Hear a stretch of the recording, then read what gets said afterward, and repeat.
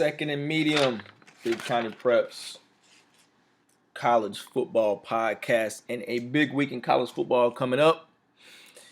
But right here in Tampa, in Florida, everybody is looking forward to Florida State visiting South Florida, and they will battle at Ray J. Kickoff is at noon on ABC, primetime game for the Bulls. And a lot of anticipation, a lot of excitement, a lot of buzz going around the town for this game for a couple different reasons. And if you are a fan, I'm just going to ask you to just take your fan hat off, listen to some of the arguments as objectively as possible, and then go from there. If not, screw it. Your team's going to win regardless, however you want to feel. Preston Jackson, Big County Preps. I'm going to break this game down. See a lot of similarities, both these teams. Florida State sitting at 2-1, a big win versus Ole Miss to open it up 45-34. They mop on Charleston Southern 52-8. And then we all know what happened when they traveled to Louisville last week in a 63-20 loss.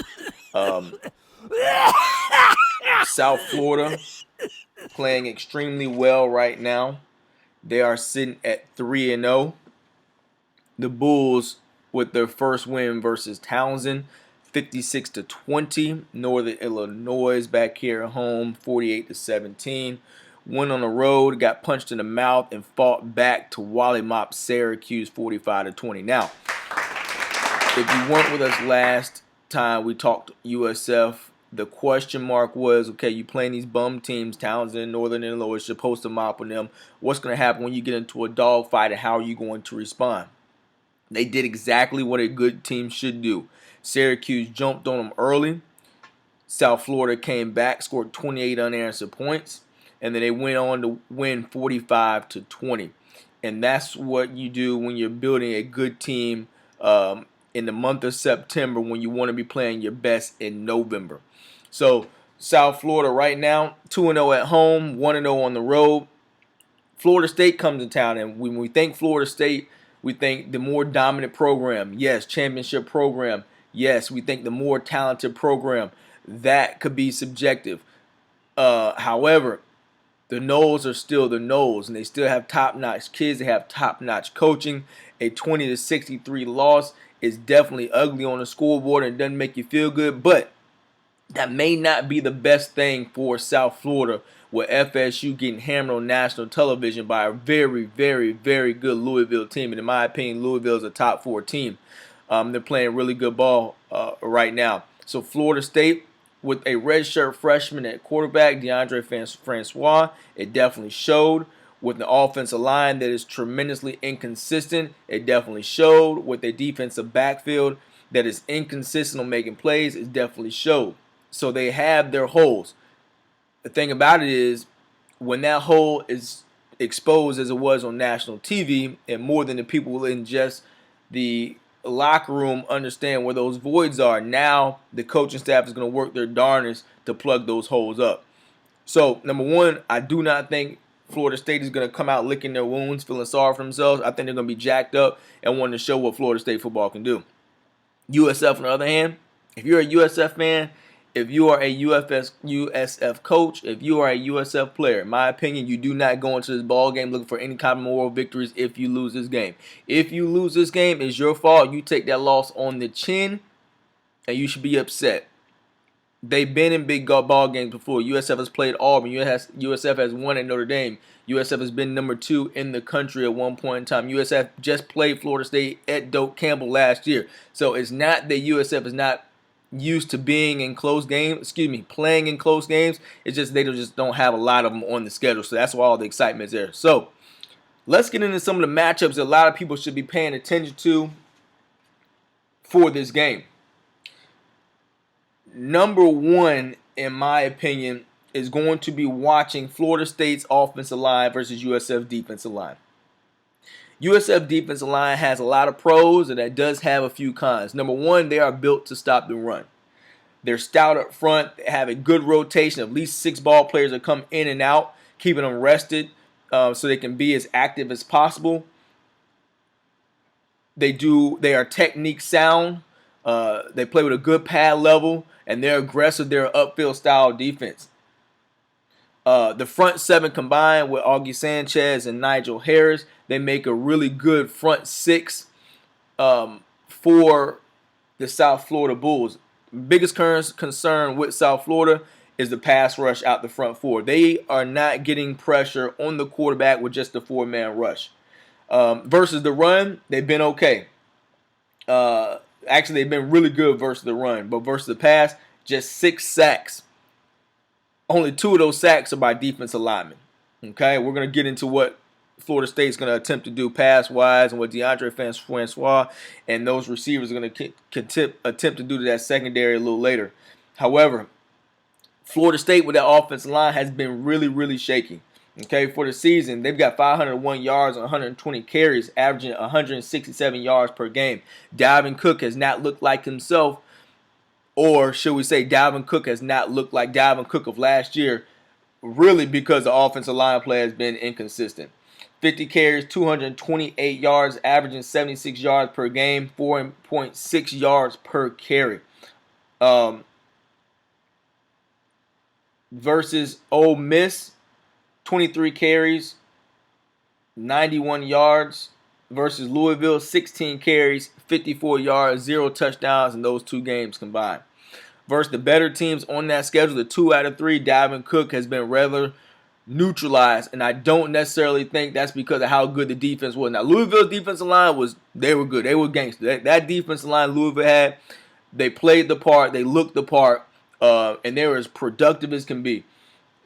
But that offensive line didn't help much. Okay, so Dalvin Cook right now, the guy who's everybody's eyes on, has not been productive, and I think a big reason why is the inconsistencies of the offensive line, which plays in USF's favor big time because they've been really good versus the run. Versus Syracuse, USF versus Syracuse, 55 attempts, 199 yards, gave up no TDs. On the season, USF has limited their opponent to 483 yards and 3.3 yards per carry. So if Dalvin Cook is averaging roughly about 4.6 yards per carry, USF is limiting their opponents to 3.3 yards per carry, 161 yards per game, and just 3 TDs. I think USF defensive line wins this matchup versus the run. Advantage USF defensive line at the very least versus the run. Now, versus the pass is a different story. Like I said before, only 6 sacks on the season for South Florida. The season's still young, 3 games in, but they've played 2 opponents that are definitely not up to their standards in Townsend and Northern Illinois. And those 2 games alone, those 2 games added on with Syracuse, just 6 sacks and only 2 by defensive linemen, that is a big question mark for USF when they're going to need to get pressure on the redshirt freshman DeAndre Francois. Now, Florida State's front 7 versus USF's offense line advantage Florida State's front 7 defensively. Versus Ole Miss, 6 tackles for loss, 9 tackles for loss versus Charleston Southern, 2 tackles for loss versus Louisville, 5 sacks versus Ole Miss, 4 versus Charleston Southern, 1 versus Louisville. On the season, they've allowed 177 yards per game on the ground. Okay, DeMarcus Walker, number 44 for the Noles, is definitely going to be the one to watch. He is a monster. 4.5 sacks this year so far. USF O-line is good, but they have not played the talent and or the speed that they will see against Florida State. They do a really good job in their run run blocking. They get to the second level well. They do a decent job in their pass pro. But they don't have to block that long because Quintin Fowler usually has the ball out of his hands and or he's taken off. So we're going to see best on best on Saturday.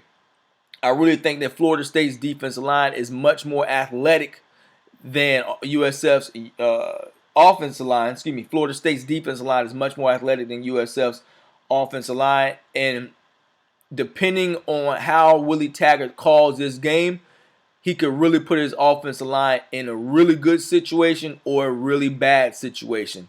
Okay, so I think Florida State has the advantage in the front 7. The linebackers are quick. They get over trash really well. The defensive line is very stout, though they did not look like it versus Louisville. But I don't think that's the same defensive line of front seven that we're going to see versus South Florida at Ray J. Now, at some point, somebody's got to score some points, and that's going to come to the skill guys. And USF's back five versus Florida State's perimeter offensive skill guys is going to be one to watch. For starters, we've questioned USF in man coverage. And the reason we said that is because if their defensive line cannot get pressure with just four, that means they're going to have to send a fifth and or a sixth to get pressure on opponents' quarterbacks. When that happens, you've got one or two options. In the back half, you're either going to play a zone and you're going to void a zone because you're sending one or two guys out of coverage, okay? Which could be a concern. You leave too much room, too much space for opportunity. Or you go man-to-man where you can send as much pressure as you like as long as you cover up the eligible receivers. USF has not been a team that has played much man-to-man coverage this year, mainly because they've been solid in coverage. They've been not great, but they've been solid in coverage. On this season, they got 3 INTs, 2 from the secondary. They're allowing about 55% completions to their opponents. The USF also plays basically a nickel style defense, 5 in the secondary on just about every single snap. So they have what is called their bull or a jack or a rover, whatever the case may be. Then they have the back four. So they have cover guys on the field basically every single snap. Now, the problem occurs when you get a receiver like Travis Rudolph from Florida State. DeAndre Francois has been good. He didn't look good against Louisville. We saw that. No reason to rehash it. But on the season right now, he's at 64% completion percentage right now. The first 2 games, he was over 60% with 5 touchdowns alone. And his primary receiver, Travis Rudolph, had 15 catches for 219 yards and 3 TDs. So at some point, USF is going to have to make another receiver beat them. And if they sit back in a soft zone coverage, afraid of the run, making sure that the defensive backs have their eyes upfield so they can attack the run to slow down Gavin Cook. If they can't play man-to-man coverage, they're going to have a hard time versus FSU's perimeter skill guys. Now, the other part about that is DeAndre Francois, because he's young, he's comfortable with 1 or 2 receivers. Travis Rudolph has 15 catches. Wilson has 14 catches. Gavin Cook, who's become the third option, has 9 catches on the season. Those 3 guys are his main 3 options. So what USF needs to do is make another receiver become the 4th option and or the 3rd option so somebody else can beat you. Don't let Travis Rudolph get off in this ball game, have 7, 8 catches, and he'll be real comfortable by then. But if Travis Rudolph gets real comfortable and DeAndre Francois, and their clicking is going to be a long night. If you can't slow him down, I don't care if you have the bracket coverage, double coverage. If he's telling you right now he's not throwing to another receiver, then you think you take away his main option. You don't give Travis Rudolph free lean, let him do whatever he likes, eat your secondary up. Now he's got Gavin Cook as a pass catcher and a running back. Now you got Travis Rudolph getting all kind of balls, and you got Wilson killing guys. It's going to be a long night for USF in the secondary. So they have to play man-to-man defense. My concern is that they have not played much man-to-man defense this season. So if they come out against FSU trying to play a lot of man defense, it may not look real good. So USF is going to have to stick to their guns. If they play a lot of zone, it's going to have to be tight. So I think that Florida State perimeter offensive skill guys with Gavin Cook as a pass catcher has the advantage versus USF's back 5. Again, Travis Rudolph has to be limited. You're not going to stop him, but you have to limit him. USF has to play fast. Gavin Cook, if he starts to become a threat out the backfield as a pass catcher, is definitely going to put a wrinkle in the game plan for the Bulls defensively. Now, let's flip the sides. USF with their perimeter skill guys versus FSU's back 7. Advantage South Florida. And here's what I say. Derwin James, not part of this ball game with his injury 2 weeks ago. Florida State has struggled with semi to athletic quarterbacks all 3 games, especially one we just saw against Louisville. Well, enter Quintin Flowers. All right, Quintin Fowler is one of those athletic quarterbacks who is definitely part of the run game, similar to Louisville's Lamar Jackson. But Quintin Flowers has become a better passer. Not crazy accurate, but he's a better passer. Versus Syracuse, he was 50%, 12 of 24, 0 INTs, 1 TD through the air. On the season, 41 of 75, 1 interception, 7 TD passes, only been sacked 3 times. All right, so FSU Secondary, 4 total INTs. They're allowing basically 50% completions to their opponents. Okay? 16.4 yards per catch, 223 yards per game. So it's not crazy good for the secondary at Florida State. They've been relatively average relative to the competition that they're playing. When quarterbacks complete passes on FSU secondary, they're going for over a first down, nearly 2 of them. 16.4 yards per catch for opponents versus FSU secondary. At the end of the game, they're giving up nearly 250 yards through the air. That's a lot versus the FSU secondary. And we're just not going to say the secondary. We'll say their pass coverage. So we even add in 2 more, either their back 6 or back 7, depending on how many they drop in coverage.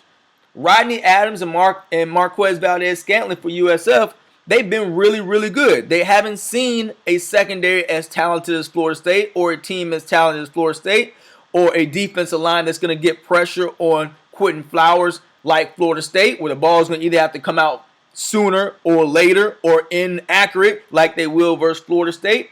So I like that. However, on the season, Rodney Adams, 11 catches, 153 yards. Marquez Valdez-Scantling, 10 catches for 186 yards. Rodney Adams is averaging 14 yards per catch, and he's got 2 TDs. Scantling is averaging 18.6 yards per catch. He has 1 TD. They've got 5 ball carriers right now on their game day roster who have over 100 yards rushing. That includes Rodney Adams, their leading receiver in receptions. He's got 11 carries for 105 yards, and he leads the team in rushing touchdowns with 4 of them. Point is this: FSU secondary is A+ talent. FSU secondary is performing at a C- rate. Vice versa with USF's perimeter skill, at least in the passing game. USF's passing game, relative to the competition they played, are playing at an A+ rate. They also have, I would say, B+ talent as pass catchers. Rodney Adams, Marquez Valdez-Scantling playing with A+ production. Okay? So right now, you got a product on both sides of the ball that are going to neutralize each other. We have not talked about Marlon Mack and the rushing game out of USF. Here's what I think fans, when you're going to look for the USF big play offense, you're probably not going to see it this game. I think USF wins this game, and they win ugly, which will be a huge step for that offense to be able to win ugly, because to play in a bigger conference, they want to get in the Big 12, they're going to have to win some ugly games. If Willie Taggart thinks that he's going to be able to pick and pop and go deep with that vertical offense USF has versus Florida State this coming Saturday and eat them up, I would disagree with that. I think that you have to use Marlon Mack, Johnson, and Tice and get those 3 and 4 yards a carry. Rodney Adams, those 3-4 yards a carry, and chop at the Florida State front 6 or 7. You're going to have to win ugly. You're going to have to pick your moments where you can use that vertical offense to get Valdez and Scantling and Bronson down the sideline against a talented Florida State secondary. I don't think it's going to come where you're going to be picking up 11, 12 yards per pass. Marlon Mack may not get 100 yards this game, but if he ends the game with 70 yards rushing, Quintin Fowler in the game with 40 yards rushing, and then you get another 40 to 60 yards out of Tice, and Johnson and you hold the ball for 40-plus minutes, and then Rodney Adams ends the game with 3 or 4 big catches, and then Valdez is a possession receiver with moves the chains, USF will win this ball game. We haven't talked about the kicking game, which I'll get into in a minute. But I think this is an ugly win for USF for the simple fact that they have more depth at key positions, which sounds crazy.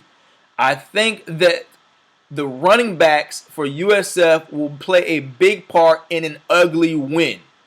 I think Gavin Cook is still going to have a good game. This may be a game where we see the old Gavin Cook, where the USF defense is going to be on their heels. But they're going to bend a little bit. But if they don't break, they win the ball game. I think DeAndre Francois is going to play good. Not great, but I think he's going to play good. However, if they can limit Travis Rudolph, I think he's the key. If they can limit Travis Rudolph, if they can contain Gavin Cook, which we've seen that happen virtually all season, then they have a really good shot of winning this ball and winning it ugly. Because I think it's close, I think the game is going to be close. I think the kicking game is going to come to be a factor. Ricky Aguayo for Florida State, he's 9 of 10 this year. Already in 3 games, he's kicked 10 field goals. I mean, the offensive production is pretty low. However, he's 9 of 10 right now, and he's 5 of 6 from 40 yards out. From 40 to 49 yards, he's 5 of 6. That's pretty doggone good. Emilio Nailman, 3 of 3, and he's 2 of 2 from 30 to 39 yards. He's 1 of 1 from 40 to 49. So, by the numbers, if it comes down to the kicker's leg, either one of these guys can win the ball game for either one of these teams. Here's the other key factor. USF likes to start fast. And so does FSU. However, Florida State is allowing 48 points, 16-point average in the second quarter to their opponent. USF is scoring 55 points, 18-point average versus their opponent in the second quarter. The second quarter is Florida State's weakness defensively. The second quarter is USF's strength offensively. USF defensively starts rather slow according to their numbers. They're allowing about a touchdown in the first quarter. Florida State gets going really around the third quarter. A 12-point average, scoring 37 points in the third quarter, as we saw versus Ole Miss. So they start slow, they come in at halftime, they make their adjustments, then they come out firing on all cylinders. However, if USF, which they've proven, if they get up on you with a 55-point, an 18-point average in the second, and then they posted 42 points in the third, it may be one of those Louisville-type games for Florida State. They may not have enough time to have one of those third-quarter crazy comebacks because South Florida scores most of their points in the second and third quarter. Now, again, remember, fans and Florida State fans are going to be saying the same thing I'm saying right now. That is versus Townsend, Northern Illinois, and Syracuse. But on the opposite side, USF fans are going to say exactly what I'm about to say right now. So what? That's versus whoever was lined up against them. So, in conclusion, one would think that FSU, A, will not have the same show against Louisville. B, FSU is a much talented team. C, FSU should win this game. However, objectively speaking, with all the energy and all the excitement, a lot of young players who are playing, I think that Willie Taggart kind of goes unorthodox and calms his team down first. Get the anxiety down. They're going to be making mistakes because they're so jacked up. So I think that first possession of the game, they need to try and establish a run instead of what I know he wants to do, and he wants to home run hit him and get that stadium energized and cranked up and the music going and the environment. He wants to do all that. But I think they can win it if they establish the run with Marlon Mack, calm down his team, and then work to get those 3 to 7 points on the very first drive. That first drive, if they accept the kick and or if they get it deferred to them, points on the very first drive is going to be crucial. So let me back up. USF is going to have to limit Travis Rudolph, somehow magically get a pass rush. If they can't get a pass rush out the front 4, they got to send 5 or 6, make the coverage confusing to DeAndre Francois, and play man to man. Not every snap, but they definitely have to play man to man. Both teams are going to have to convert third downs. It's going to be huge. USF right now, third down conversions, they're 21 of 44. So they're roughly under 50% on third down conversions. Same for FSU. So third down and time of possession, limiting the possessions offensively for either side, keeping the defense fresh, limiting those long 80-plus drives. You got to get off the field. A 13-play drive for either team is really going to hurt. A 3 to 4-play drive, a 3 and out will be golden. That's just, you want to keep your guys fresh. So I think USF wins this game. I think it's close. I think it's going to come down to 1 or 2 key plays. Now, could be totally wrong. Somebody will come back after the fact and the ball game be over and Florida State wally mop USF and it'll be a whole bunch of I told you so's. But going in before the game on paper, looking at everything side by side, USF with a slight advantage, and I don't even think it's because of where they're playing at. I just think that USF is a slightly better ball team right now, and we may have seen the best out of Florida State for this season. The offensive line is a big question. It limits everything that they can do offensively. The secondary is a shell of themselves. The front 7 is good. However, when the front 7 is neutralized by bad defensive back play, the whole defense looks bad. I don't think we've seen the best of USF. I think they've saved a lot just for this Florida State game. I think Willie Taggart's play calling is really going to be the difference here offensively for South Florida. And USF defensively is above average with an A-plus defensive line against the run, A-plus linebackers against the run and pass, and an average secondary that could be above average depending on how they play versus talented FSU perimeter skill. With that said, good luck to either one of your teams. It should be a really good game. Remember, it's a noon kickoff. It's going to be hot as hell. And go whoever you're going for. We're out.